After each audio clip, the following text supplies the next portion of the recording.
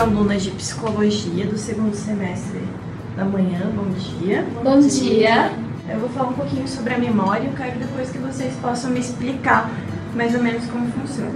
A memória é o que permite a aprendizagem, pois é através da memória que os conhecimentos se consolidam. E só conseguimos aprender com a memória porque ela nos possibilita aprender novas coisas. Podemos definir a memória como um processo cognitivo que inclui, consolida e recupera toda a informação que aprendemos. A memória é a função mental que permite reter a informação, ou seja, aprender.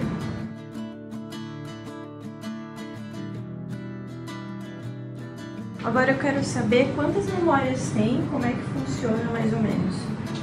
Tem a memória de longo prazo, memória sensorial e a memória de curto prazo, que foi onde a gente focou o nosso trabalho. E a memória de curto prazo, primeiramente você tem consciência da memória. Se você não prestou atenção, você vai esquecer a informação.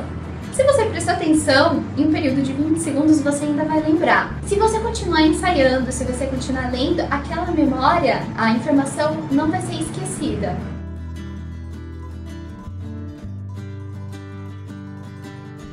Bom, a codificação ela é a primeira fase da memória. Ela prepara as informações sensoriais que vão ser posteriormente armazenadas no cérebro.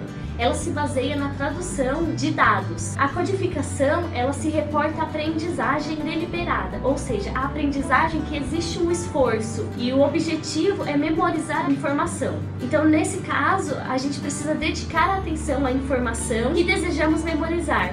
E isso vai levar a uma codificação mais profunda. Depois da codificação da informação, ela vai ser armazenada.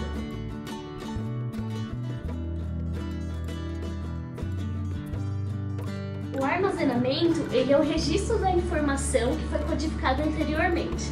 Por exemplo, quando você lembra de alguma passagem de ano que você passou, você não vai relembrar só da passagem do ano. Você vai relembrar as pessoas que estavam com você, aonde você estava e provavelmente as comidas que você comeu.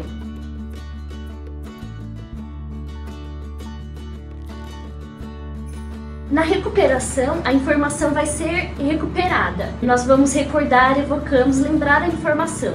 A recuperação ela pode ser automática ou ela pode requerer uma complexidade maior. O segundo tipo, que é a complexidade, não é uma coisa automática, ela vai requerer dois momentos para acontecer, o reconhecimento e a evocação. Ou seja, o reconhecimento é quando a gente tenta lembrar alguma coisa que a gente aprendeu, mas a gente não vai conseguir recordar sem a gente lembrar o ano em que a gente aprendeu. E depois a gente precisa procurar o conteúdo para relembrar direito isso.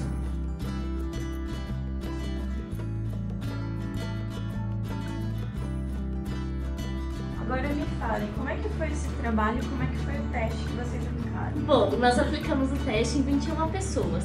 O teste era composto por 8 listas, sendo que as 4 primeiras listas eram feitas por palavras e nós dávamos um intervalo de 2 segundos entre cada palavra para que as pessoas pudessem decorá-las. A quarta lista, antes da pessoa recordar, nós passávamos um vídeo de pelo menos 5 minutos para confundir a pessoa. As outras 4 listas eram compostas por números, sendo que a lista 7 e a lista 8 eram lidas de forma diferentes. A 7ª lista era lida por extenso e a lista 8 era lida de forma agrupada. Bom, após ler todas as listas, nós falávamos a palavra recordar para que os participantes pudessem descrever as palavras em 45 segundos.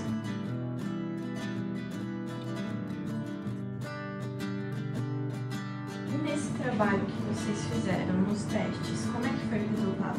A lista 1 teve mais acertos no abacaxi, 100%, e na pia, 95%. A palavra que teve menos acerto teve a porcentagem de 33%, que foi a carroça. A lista 2, que foi tema de animais, gato foi 100% e o cachorro 95%. O elefante 45%.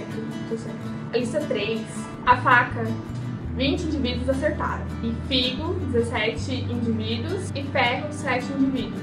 A lista 4, o tema foi carro, 19 indivíduos acertaram o volante, pneu, só 6 indivíduos acertaram. As listas que vocês aplicaram não eram só de palavras, né? Tinham números também? Tinham números. A lista 5, que tinha números de 2 dígitos, o que teve maior acerto foi o número 1, 81% de acerto, e o que teve menos acertos foi o número 97, com apenas 3 acertos. A lista 6 teve mais acertos, foi o número 259, com 62% de acerto.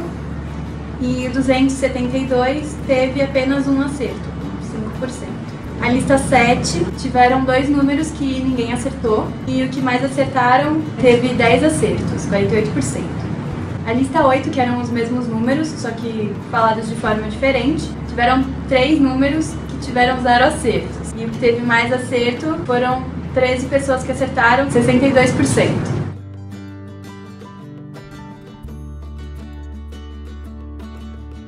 A partir dos resultados, em relação ao método do trabalho, o que foi concluído? A gente pode concluir que a maioria das pessoas tem mais facilidade com palavras do que com números, sendo que a lista 1, abacaxi e pia foram os que mais acertaram, e na lista que é relacionado com carro também foi uma lista que teve bastante acerto, porque não dá pra saber muito bem se foi porque lembraram mesmo da lista ou se foram associando e foram preenchendo a lista. A lista 3, que quando a maioria aplicou o teste, achei que iria ser a lista que mais iam acertar, porque eram todas com a mesma letra, tirando só uma que era com D, mas não foi o que aconteceu, sendo que teve mais acerto na lista de animais do que nessa. Já na lista de números, a gente conseguiu perceber que a maior parte dos acertos foram no primeiro número e no último. A maioria das pessoas não perceberam que na 7ª e na 8ª lista eram os mesmos números falando de formas diferentes. Teve também muita gente que associou o número com alguma coisa e acabou inventando bastante número que não estava na lista. E também a gente viu que na memória de curto prazo, a gente tem a capacidade de armazenar de 2 a 7 palavras. E foi o que a gente também percebeu com esse teste que a gente aplicou. E na lista de números que eram iguais, foi muito comum lembrar pelo menos 2 números e inventar o resto. Ou associar com outra coisa que não tinha na lista. Obrigada por ter me explicado o trabalho, né? Deu para entender como é que funciona a memória de curto prazo, através dos testes. E é isso aí.